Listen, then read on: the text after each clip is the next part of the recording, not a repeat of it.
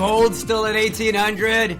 Bitcoin's coming back. I told you it was the richest plan just to shake out the peasants. The Minneapolis police are back executing no-knock warrants and executing, pun intended. We'll talk about that. People got their meta ass handed to them this week. Everything's going up in the metaverse except meta stocks. I am Gerardo Del Real along with my co-host, Mr. Nick Hodge. This is therapy session 155, otherwise known as Bizarro World. Mr. Hodge, how are you today, sir? Another week has gone by, Gerardo. I'm doing pretty good. How are you? You know, it's been a week. It's been a week. You know, I know we want to talk a bit about COVID and we want to talk about, whether we're back to normal. There certainly isn't a shortage of opinions out there and approaches. We had an interesting week here in Texas. There was going to be another ice apocalypse. We prepared for it. The city shut down the schools. Nobody was allowed to go to work. And, luckily it wasn't as bad as the last time. I think we're coming out of that. But no, look, all in all, things are well. Thankful to be here. Happy to be here. And good to catch up with you again. Let's do it. How cold did it get? Did you get some snow? I was talking to someone in Dallas and they said there was like a tiny, tiny bit of snow. Yeah, we had some snow, about a quarter inch. We had a lot of ice. It got as cold as 19 degrees. Not out of the woods yet. 19 Fahrenheit for my Canadian friends. It'll be 19 or 18 degrees again tonight, and then tomorrow we get above freezing again. So that's kind of like the green light to get out there, back on the roads. And it's different. I spent my childhood in Chicago, as many of you know, and a long time in Alaska, 17 years in all, and the infrastructure there is in place, to throw salt on the roads and to have the trucks out there scraping away and de-icing and preparing for it. And it's just not that way here because you can't have a whole infrastructure network for like 2 or 3 ice days, right? It's better to just shut everything down. But yeah, there was a 14-car pileup on the highway of people that just don't know how to drive in those types of conditions. But luckily it wasn't as deadly as the last time. And luckily the grid held up this time around. So that was good news. So all in all, thankful that it went the way that it went. There was a storm sweeping across the entire country, I think, that was dumping some snow all over that people were talking about. I'm here in Spokane, so we don't pay much attention to that. It was snowing yesterday. You laugh at my 19 degrees Fahrenheit. I see you smirking. I don't even think it made the news. Anyway, what are we going to talk about? You know what? Before we get into gold still being boring, and that's going to be the whole gold segment, let's just not even talk about gold on this one, right? Gold is still boring. It's kind of at 1800. I still think it's setting up well. That's my take on gold. We have to talk these meta stocks. I joke that people got their meta ass handed to them. Somebody learned them something this week. It was not pretty. I mean, when I see Facebook down 23% after market, and then the very next day I see Snap up 25-30%, on some earnings beats.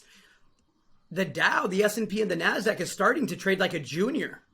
And so at that point, if it's starting to trade like a junior for investors and speculators that are risk averse, why wouldn't you take a little bit of that capital and start rotating it into some of the better junior names or even some of the majors in the commodity space that have these really robust supply demand fundamentals and value propositions that you can measure? It's a little bit harder with the juniors if you're not into the exploration stocks, but it's a lot easier with, the companies that you've mentioned before, some of the Kinross's and the Camicos and, these producing companies that have real numbers attached to their balance sheet. I'd love to hear your thought because I know that you're sitting on a cash position that you've been deploying very strategically here over the past several weeks. I'm curious to hear if you did some more of that this week. I know that you were savagely trading tech stocks short and long. Well, let's start there. Not just meta stocks. I mean, it was tech stocks that have had a relatively bad week. I mean, the NASDAQ was selling off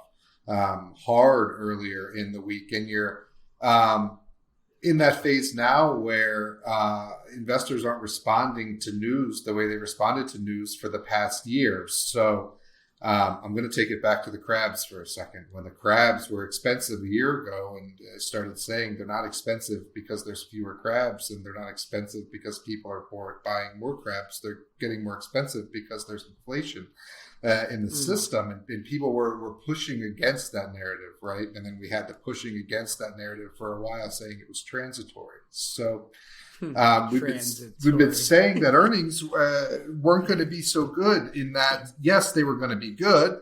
Earnings growth was going to be good, but that rate of change was slowing down, right? And I was telling you that people think linearly. They think what happened before was always going to happen. So tech company prints good earnings, stock goes up. Except that doesn't happen now that we're not in the same sort of macro environment, right? And so the world is a circle? Yeah, so that's what I'm starting to say. Like the investors are responding negatively to these earnings. And furthermore, when a multi-billion-dollar company goes down 20% in aftermarket trading, that's telling you that's not a safe environment to be in, right? And part of that is the VIX is still elevated. But more than that, it's the market pricing in the slowing down of earnings growth and the slowing down of growth, period. And so just like people were saying, no, it's not inflation. I see a lot of articles now, earnings growth is still 25%, right? And it's the same exact thing. It's like, yes, but, and that yes, but it can make you a lot of money, just like if you bought the inflation trade over the past year, right? Here, that yes, but is getting cash, which we've talked about, buy gold, which I've done. So not only was I buying a little bit of bonds this week, but I was buying the old GLD, right? I mean, I was flashing the cash in the GLD. Why not, right? I mean, I think gold's going to go higher, especially buying on dips below 1,800 at this point, I think is okay. And then you asked about the majors. I was looking at them as well. I mean, look at AEM. I mean, pull up that chart. It's only $1 or $2 off its 52-week low, for example. And it's getting ready to acquire Kirkland Lake. And so I own those shares as well. So ultimately because I knew they were going to become Agnico shares eventually, right? And so, yeah, I'm buying companies like that. Yeah, I think the safe stuff. So bonds, gold, cash, and then there are companies that are still going up. Like look at a chart of things that are related to like agricultural commodities, for example. Look at like Mosaic or Bunge, BG. Like those stocks are still near 52-week highs. General Mills, for example. And so you can be a little bit defensive and start to look at dividends, but really, if you want alpha or if you want things that are going to go up in this environment, it's gold. And I think yields, though, bonds, though yields fucking spiked right at the end of the week here. We'll see how high they get. The bond market tends to lead. It's an interesting bond market right now. As you know, I always watch that. I look at German yields, and you know those are as high as they've been in quite some time. Zero? So something to keep in. Well, when you're coming from a baseline of negative, you know, whatever it was, yeah, they're up there. So it's interesting times for sure. We have to talk Facebook a little bit, and not so much the action in the stock, but the fact that for the first time, I think ever, users declined. New users declined a lot, and hence the reason for it being down when it was down after hours, right? But we all know how toxic, especially for teens and kids, social media platforms can be. I am actually, again, maybe, naively so, but optimistic that this younger generation is starting to get it and pivot away from some of the things that they're starting to realize, maybe just intuitively, this doesn't feel like the healthiest thing for me. This doesn't feel like the healthiest way to spend my time. I can tell you, I have 3 kids, right? 23, 18, and 13 years old, all boys. And they think that's for old people. And even some of the older people that I know, right? The mid-40s and mid-50s people, even they're starting to say, this is just stupid. We spend half our day arguing over points that we've already made our mind up about. And nobody ever really goes in there wanting to exchange ideas in a curious fashion. They just go in there trying to prove their own ideas. So I guess what I'm getting at and what I'm asking you is, do you think we're finally getting to a point where maybe society as a whole is starting to ask the question about, is there a better way to exchange ideas than to just yell at each other and, on one side, fuck AOC, and on the other side, it's fuck Donald Trump, who, by the way, said that if he gets elected president, he'll consider pardoning all of the January 6th insurrectionists. Hell of a campaign slogan. But, back to the Facebook question, social media. Do you think we're getting to that point where maybe we're starting to ask better questions? Or do you think it's just the youth and this fourth turning that's driving the decline there? I'm not sure. I think that there will always be, tribalism and partisanship. Hopefully it's not the, main fruit of the social media tree. Facebook's been toxic for a long time. It's 2022. That means it's been 10 years since I haven't had an account, because it was 2012 when I signed off of Facebook and never went back. So Same. that writing was on the wall, but nonetheless, it continued to grow in the stock. Not only did Facebook grow as a community and an online whatever portal, and obviously it was Instagram, made tons of acquisitions, the stock did very well as well. But now it's more openly toxic, as you say, and it's toxic for multiple reasons. It's toxic for misinformation, the ads, the personal infringement that it does. We were just talking about the prayer apps and stuff. I mean, who do you think that prayer apps are selling the data to, right? I mean, they're selling it to Facebook or brokers that then resell it to Facebook. And it's toxic for the reasons that you say about the kids. I don't know if I've talked about it on this podcast. I was mentioning it to my wife, though. There was a study recently that created a bunch of accounts posing as underage bots and just created like Instagram accounts and stuff. And one, they were allowed to create the accounts, but two, it didn't take long for them to be started to serve up ads about body image and things like that. Which leads to the psychological things and potentially even physical things down the line. So, that's not something I want my kids to get exposed to. I'm starting to ramble a bit. Yes, I think that, gun to my head, I think that the social media fad is waning for all of those reasons. Is online going to get less toxic? I'm not sure.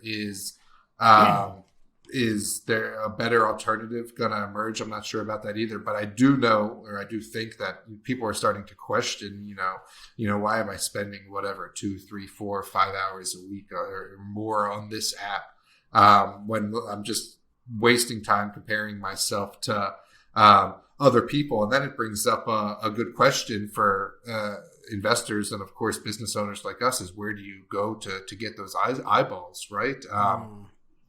I think Apple was saying they were going to have $10 or $20 billion less in ad sales this year because of new cookie protections and things that are allowing people to opt out of getting tracked. And so that whole online clickbait, click tracking thing is going to look a little different. It might behoove you to own your own list and acquire your own names. It was interesting to me. You mentioned tracking and cookies, and Michael K. Williams was an actor who passed over a year ago from an accidental overdose. He bought some heroin that was laced with fentanyl from a local neighborhood drug dealer. Right? You would think that someone at Michael K. Williams' level, if he chose to go buy heroin, that he would have like a boutique drug dealer available to him. And there was a story in one of the papers, and I'll put a link up to it, where it shows how the cops and the feds were able to track down who did it. And it was great work. It was, cameras from the local bodega, which identified a license plate, which was then cross-referenced with license plate readers at various toll bridges, which was then referenced with cell phone. I'll put the link up to the article, but my point is, it was really good investigative work. And I couldn't, and they arrested the people that were responsible. They arrested 4 people. The police, of course, said they wanted to treat this as a murder case. They wanted to treat it as, there was fentanyl that led to the death. We want to charge all 4 of these people with capital murder. That hasn't happened yet, but the 4 people are under arrest. And I highlight that because there was a case in Minneapolis this week. On February the 2nd, a gentleman named Amir Locke was at a friend's house, sleeping on a couch. I've been to many of friends' houses. I've slept on many couches, right? And the Minneapolis police executed a no-knock search warrant. And we now know, because of the body cam footage, that what the police did was they had a key. They put a key in the door. They didn't knock. They opened the door. They point the gun at Mr. Locke, who's sleeping underneath a blanket, as one does at 5, 6 in the morning. They yell for him to get up. He lifts the blanket up, and within 9 seconds, he shot 3 times. It's found that he had a weapon near him. When the body cam footage comes out, there was nothing there that suggested that he lifted the weapon, pointed the weapon, nothing other than the guy just had his arms like this and heard some yelling. I was like, what the hell, right? He wasn't named in the warrant. He's not who they were looking for.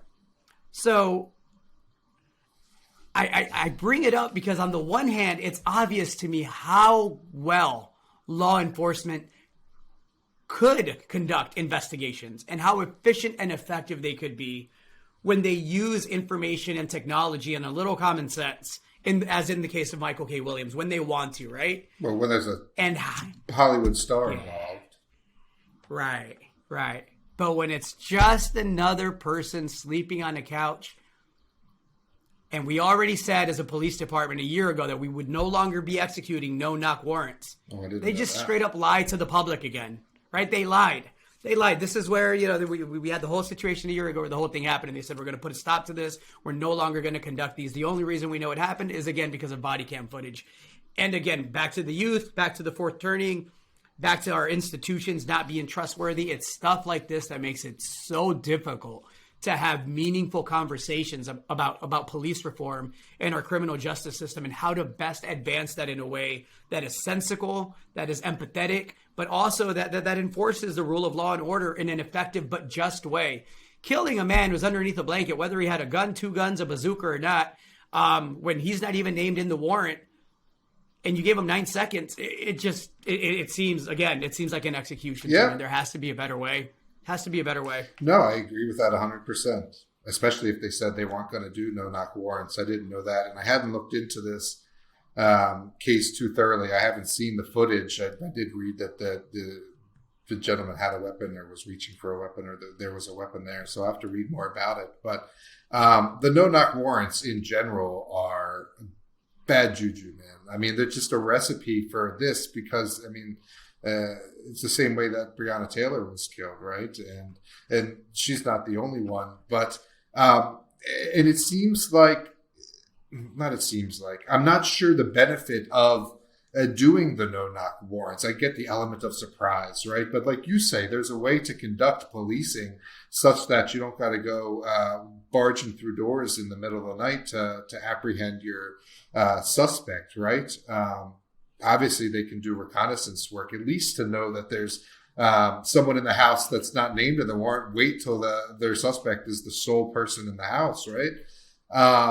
And I guess those would be my thoughts. I'm going to have to watch the footage and read about it. Has there been any repercussions, protests, whatever, in Minneapolis?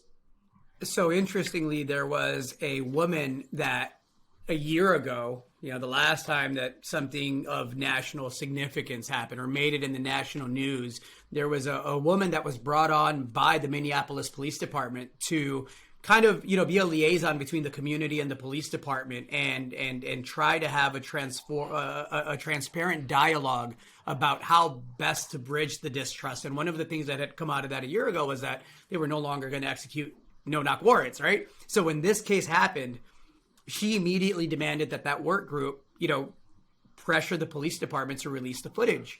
And they did finally, and the footage isn't, the most flattering to the police department, obviously. And so there's an interaction. You can Google it. I'll put a link up between her and the captain of the police department, a captain that was given a press conference, and she basically took over the press conference and said, "I'm not going to be up here." I'm translating now, right? As your pawn to the community, telling the community that this was the right way. Y'all have to stop killing people that have nothing to do with the person that you're looking for. And you have to give people more than 9 seconds, especially if they're not pointing a weapon at you. And you told us that we could trust you to no longer execute no-knock warrants. So it was an interesting 3, 4, 5 minutes. It was, again, another sign that I think, people aren't just going to sit down and take this anymore. I look at, and my brain goes all over the place. I look at what's happening in Canada with the truckers and the COVID mandates and how they're linking up. And nobody's asking, do you believe that you should be vaccinated? Nobody's asking, what they're saying is you got to give us an opportunity to work and let it be our choice. You can't mandate, 14-day quarantines if we don't get vaccinated and we cross the border, because you're taking away our ability to live, to provide for our family. And I agree with the truckers 100% without asking what their political beliefs are, without asking how they feel about the vaccine, without asking any of that. You can't take, not at this point of the COVID dialogue, right? Not where we know that the most recent variant, yes, if you have underlying health conditions, it can absolutely, it can kill you, it can kill you. But you have to give people a choice, and you have to give people the opportunity to provide a living to their family. And ultimately, it's up to people what they do. And so I agree with the truckers in Canada. Another sign that we're no longer going to just blindly trust institutions. I think that the Ottawa police chief said we're looking at every single option, including military aid, to stop the unlawful occupation of the country's capital. Think about that for a second. A Canadian police chief openly, publicly saying to its citizens that elected that police chief that they're considering military aid to prevent this protest. It's mind-boggling to me. It's I don't know. I don't know if that doesn't scream of abuse, of just a violation of just human trust. It's crazy to me, Nick. I don't know. Maybe I am the crazy one. I don't know. No, I don't think so. I just think that we're so far down the rabbit hole and so far into this turning and bizarro world that you see things and you scratch your head and you're like, wait, am I the crazy one or not? I mean, I haven't paid too close attention to that, though I have seen some good videos. But even here in the U.S., I mean, we talked about Neil Young and Joe Rogan last week, and you had the U.S. press secretary this week telling Spotify they should be taking more action, right? So, trying to tell a private company what to do. And no, I think that, a lot of things. 2 years into a pandemic, tensions are high, of course, all those caveats, right? But I think generally people are ready to get to it. There was a poll this week, a Monmouth University poll, 77% of people, irrespective of political leanings, said it's time to move on and live with the virus. You have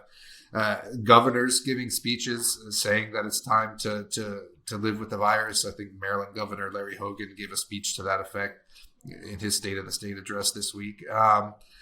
And more and more, I think that's the sentiment, right? You and I have talked about it in recent weeks with preschools closing and keeping the masks on all day. And that's another thing for the kids, man. When you see, in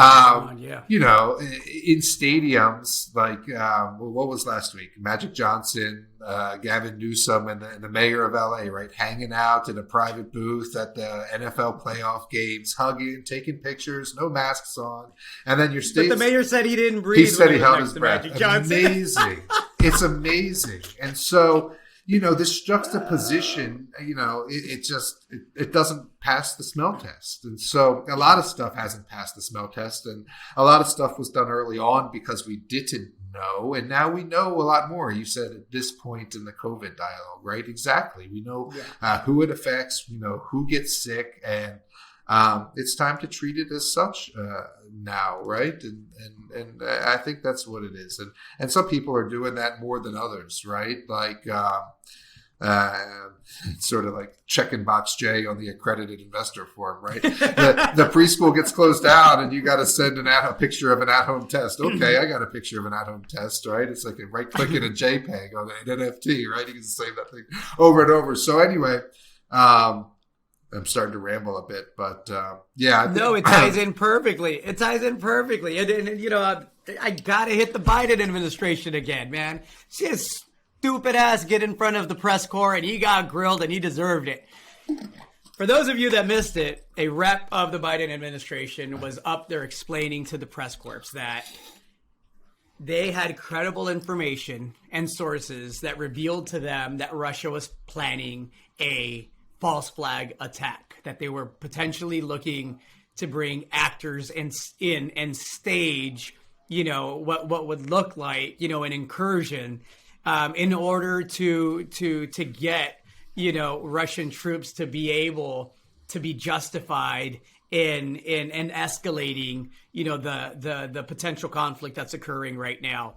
And good on this journalist, and I should have had his name ready. I'll find it later on, but good on this journalist for saying, hold on. I've been around for 30 years. I remember when Colin Powell got up there with the little tube and said, weapons of mass destruction, we know where they're at. It's going to take us a month or two to go get them. And we got to stop them. And we all voted and we didn't question you enough. He said, I'm old enough to remember that. I'm old enough to remember, 9/11. He said, so just give me, what is your source? And the Biden rep said, I'm telling you. And the journalist said, no, I get that you're telling me. But what is the source? And he says, well, it's declassified information that I am telling you. And the journalist says, you can't be the source that you're telling me is now declassified for the fact that maybe Russia is going to hire actors to stage an incident that takes us to war. It doesn't work that way. What credible source and information do you have? And the guy just kept saying, I'm the credible source and information. That's why they should have renamed the football team the Washington Senior Administration Officials. Right. It's like the LA mayor expecting us to believe he held his breath when he was next to Magic Johnson and Gavin Newsom when he got caught without a mask. Like, who are you talking to? My 7-year-old niece wouldn't believe you. She would look at you and say, what'd you say? It's absolute madness. Anyway, let's get back to the markets for a little bit. I'll get off my institutional rant here. One more thing on that. I can keep going. I got 100 more. And just to wrap it up on the Rogan, that's exactly what he was saying, right? Look, you're telling me that I'm spreading misinformation, but all these things you were telling us was fact a year ago that we weren't allowed to question have now come to pass, right? And so, it's come to mean we're like fact checkers or like, narrative administrators, right? And so anyway, it's interesting. Yeah, no, I thought it was great. I thought the grilling was great. The guy that got grilled, the State Department spokesperson, Ned Price, who got into it with AP reporter Matt Lee. It's important that I get Matt Lee's name out there because that's what journalism is supposed to be about. It's supposed to be about speaking truth to power and holding those in power that we entrust with that power, with our votes and our dollars, holding them to a higher regard and standard. And good on him for representing the people because that's how you're supposed to do it. I put a link up to it. It was fantastic. Good. All right, let's go back to the metaverse because it's fun, right? Metaverse real estate sales have now topped $500 million. Let me explain this to you folks. Real people are taking out real mortgages to buy fake real estate in the metaverse. Take it away, Nick. Oh, gosh. I'm not sure what you want to know. I'm not sure how they're getting real mortgages for that. The underwriters might have something to say, but they're certainly spending real dollars on it. Now, some of that might be attributed to this simple amount of money sloshing around that whales have made in the crypto space over the past couple of years that has now been redeployed into other assets like NFTs and digital real estate, for example. So that might be inflated a bit, but nonetheless, there's some other things going on that speak to the fact that crypto is here to stay and maybe not so much digital casino like you're talking about here with the NFTs.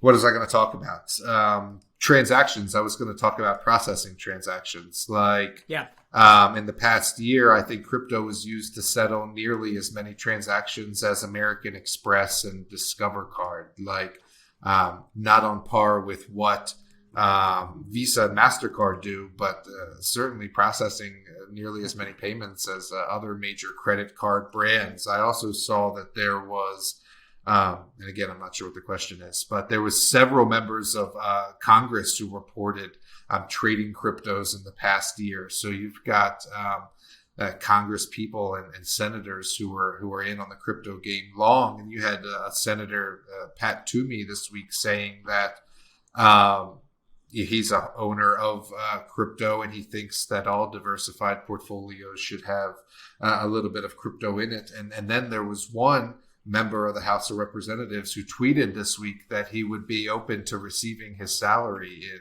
Bitcoin, but that tweet was quickly deleted. So not sure what the question was, but the question was, and I didn't even ask it, right? Because sometimes we just kind of go there. But the question was, is this going to be a trend that continues on? And is there, and I, it's a hypothetical one, obviously, I think I know the answer, but is there a way to profit from that, right? Is there an expert that could possibly guide towards that? There you go. Yeah. Boom! Ball up in the air. Spike away, Nick. I'll knock it down for you. Thank you, sir. So let me talk about it as like a skeptic for a second, because there was a YouTube video out a couple of weeks ago called "Line Goes Up" that got millions and millions of views. If you haven't seen it, Gerardo, I can send it to you.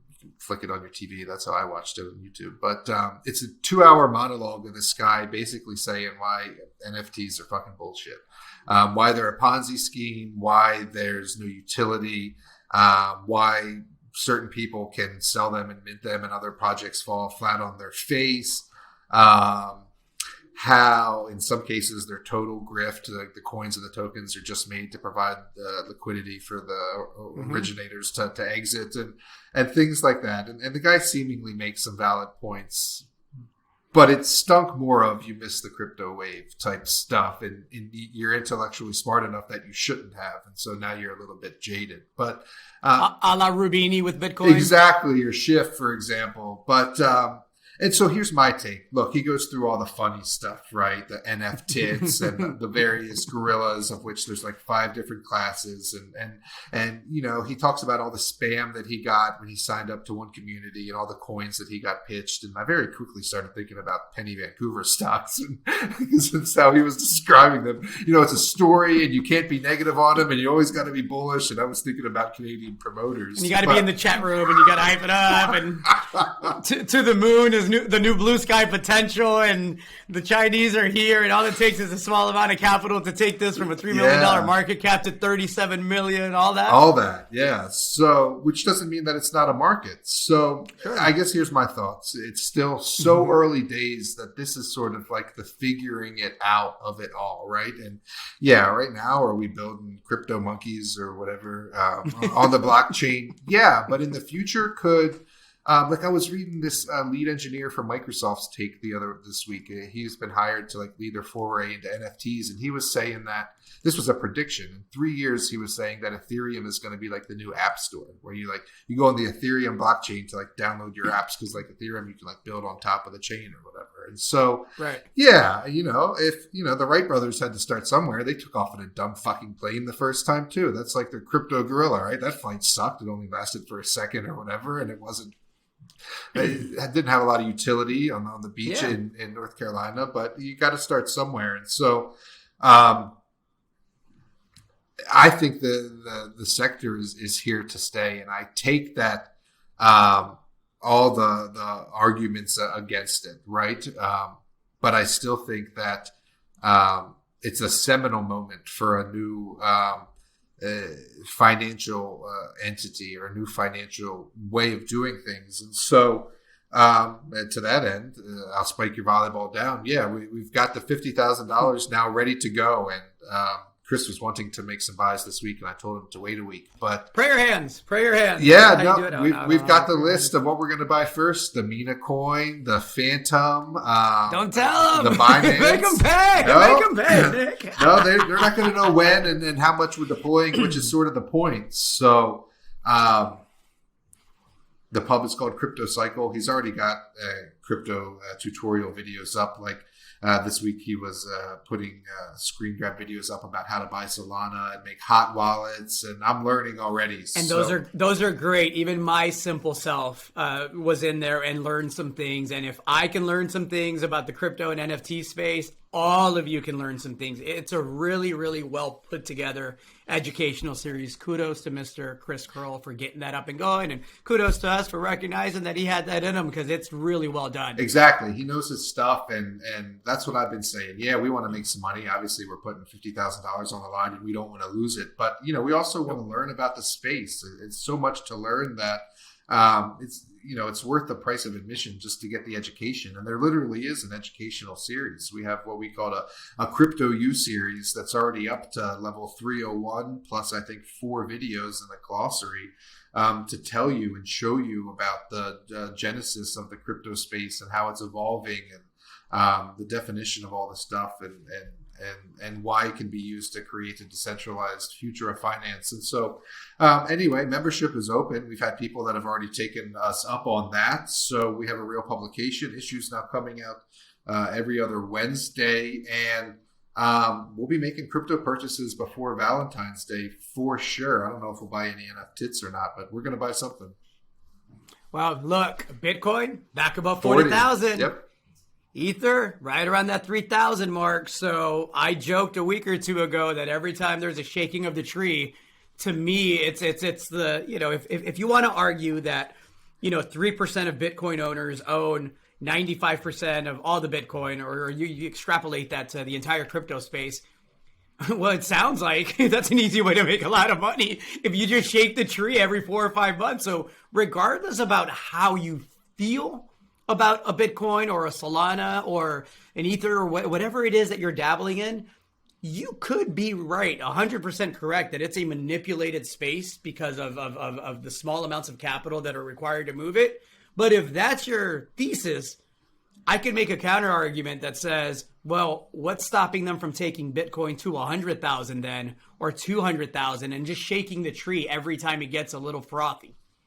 And if that's the case, then we're going to make money either way, and everybody's happy, right? So except for the people that just live to be right instead of getting it right. And for you, sorry.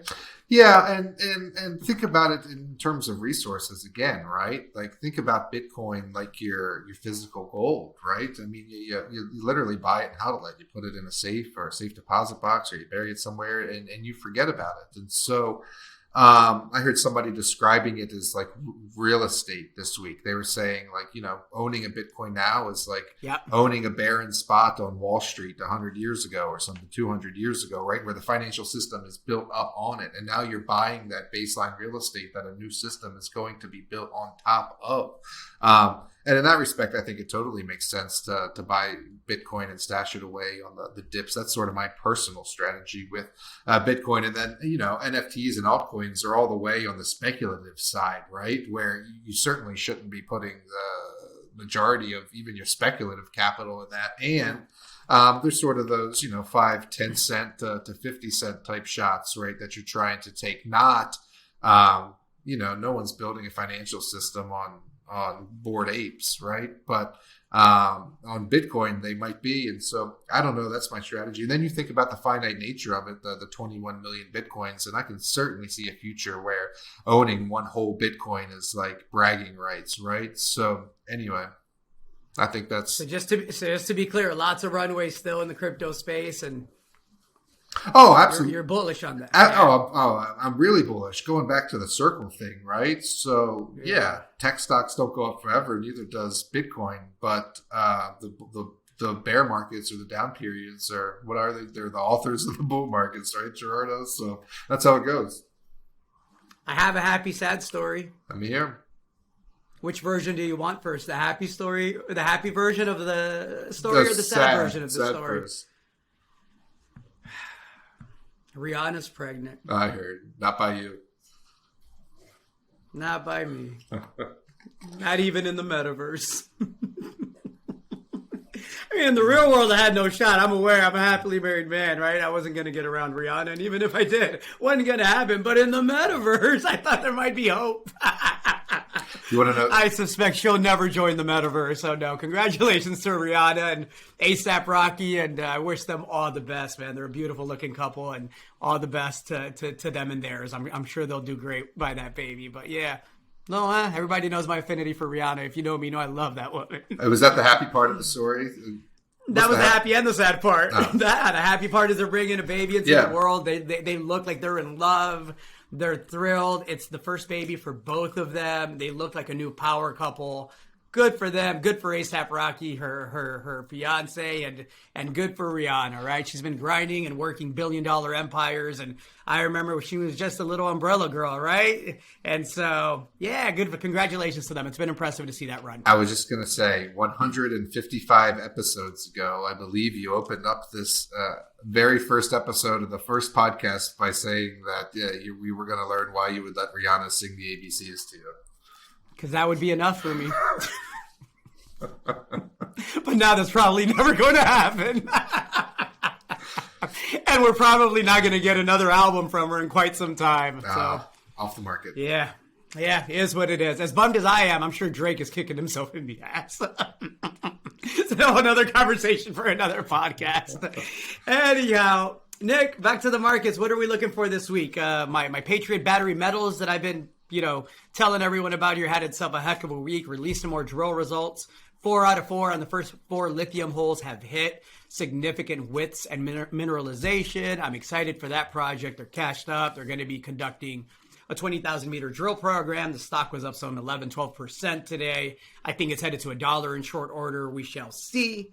I'm looking, I'll ask myself, or I'll comment and opine myself. I'm looking forward to results from Aldebaran Resources, big copper gold project, drilling out some of its higher priority, high grade targets in Argentina. Those assays are due any day now, and it'll be 100 to 200 meter step out from the best hole ever drilled at that property late last year. So I'm excited to see what that does. That stock's firmed up. I think, we recommended that to subscribers on the trading service, I think at 56 cents. And last I checked, it was over $1, right? Without the assays. So I think any positive news there, and you're going to get a quick re-rating higher. Anything that's caught your attention in the cannabis space, the tech space? I saw you making some moves in a couple of the letters.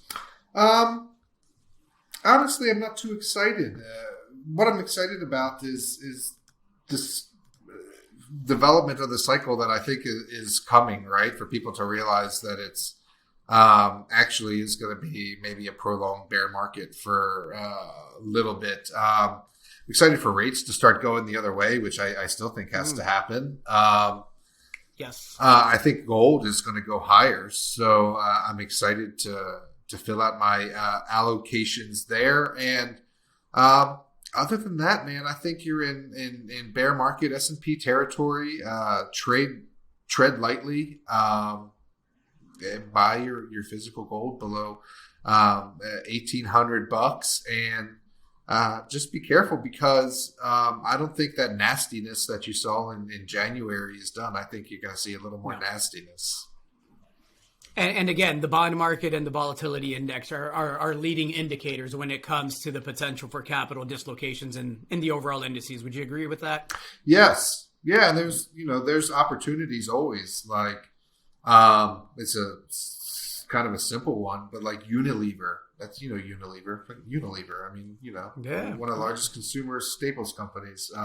They had a misstep a couple of 2 weeks ago and was going to buy a unit of another big company that didn't go through, and the stock sold off like $15. I mean, it was amid, those high volatility days in the S&P and things. And so I didn't put it in any letter, but, I was taking the opportunity personally to peck away at that stuff. And so you just have to know the environment that you're in. And I think it's important to know that the environment you're in now is not the environment you were in last summer and early last fall. In fact, it would probably just surprise quite a few people to know that like the NASDAQ actually peaked in November, for example. And so it's already been 4 months. So I think these next couple of nasty down days or down spells you have in February and March, it's time to start positioning for like the next cycle of the market, right? Because it's already going to be the end of the first quarter. And so those are the things I'm looking at on a macro level. On the smaller private side of things, you and I were talking before the podcast. We've got some that have been private for a while that are starting to come public and list, and it'll be good to get that liquidity because liquidity is good. Liquidity is good. You got offices to buy, and I got all sorts of things to do. So, yeah, I like liquidity. I'm a big fan of it. Yeah, I think that was good. Anything else you want to get off your chest? You know what I should mention about Mr. Amir Locke that was killed by the Minneapolis police. That was a legally registered gun, and he was a legal gun owner. So for That's those important. that would counter Yeah. by yes. And I don't think I mentioned that, and I should, because it's an important point to me, especially here in the U.S., someone that's very pro Second Amendment. If your name isn't on a warrant and all you're doing is sleeping with your gun for whatever reason, and you're inside a secure premise and you're doing nothing wrong, and that weapon is registered and it's registered to you and you have a permit to carry it, then when an officer breaks through or opens a door, starts yelling at you, you have every right to have been holding that gun in the safety and comfort of that home, Private whoever residence. home it was. Yep. So, it's a slippery slope when we start saying, but he had a gun. Food for thought, everybody. That's all I got. Hate to end it on a somewhat somber note, but it should be an interesting week. A lot going on. Be careful with the Russia-Ukraine thing. I think we're not going to hear the end of that anytime soon. Anytime I see Capitol looking for safe harbor, it tends to lead to volatility societally. And so something to look out for. That's all I got. I am Gerardo Del Real, along with my co-host, Mr. Nick Hodge. This was therapy session number 155, otherwise known as Bizarro World. Nick, say goodbye to the people. See ya. Stay safe out there, everyone.